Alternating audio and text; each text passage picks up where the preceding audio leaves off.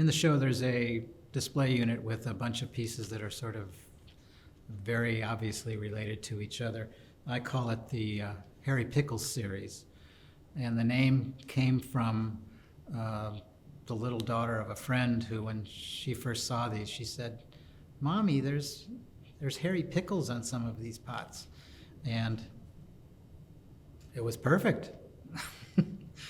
Gave a name to the series because the series came out of nowhere. It was at a time in my life there where I was, I think, looking for some different ideas, some different direction. And when I look back on it, not at the time did I realize it, but when I look back on it, they were related to some scuba diving trips that I had taken with family members. And the undersea life, the sense of flowing, the colors, the often weird shapes and life forms that you see on a scuba diving or snorkeling trip. Somehow it got into me and percolated through me and came out into the artwork.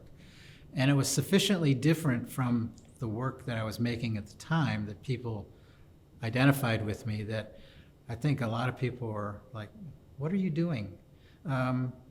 This is so different. It doesn't match what I have." But it was one of those things where I had to make them.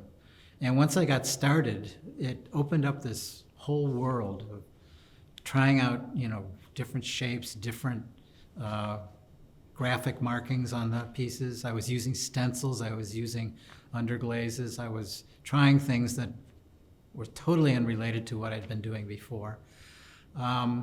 It wasn't real helpful to my income, but it was one of those things where I had to do it. I had to make them. And each one that I made produced an idea for another one. And they were continuous, one and then another, and then another, and then another. And I would show up at an art show with all of these pieces for sale. And, I got lucky maybe and sold a few pieces, but it was an experience as an artist where sometimes you have to just follow your own lead, and the chips fall where they may. And I'm glad I made them, and I've kept some of my favorites. An interesting footnote to this series is there's a coffee set there in the display case. And this coffee set apparently had been bought, and the people who bought it apparently never used it.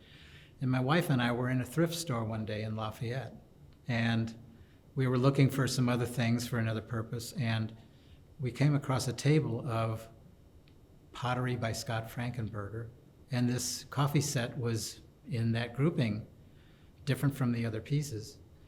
And I said to my wife, "I have to have this. This is, I don't have anything like this in my collection." And it was for sale for a pretty well reduced price from what it had probably sold for. So we took it up to the counter. It had my name on it. It had a tag with my name on it. I handed it to the checkout person. I put down my credit card, which has my name on it too, and my driver's license for verification. And she looked at my driver's license, and she said, "You qualify for the senior discount." And so I took the senior discount, and my wife and I walked out of there with the coffee set, and said, "She never put two and two together, did she?" And so now I'm an owner of my own work.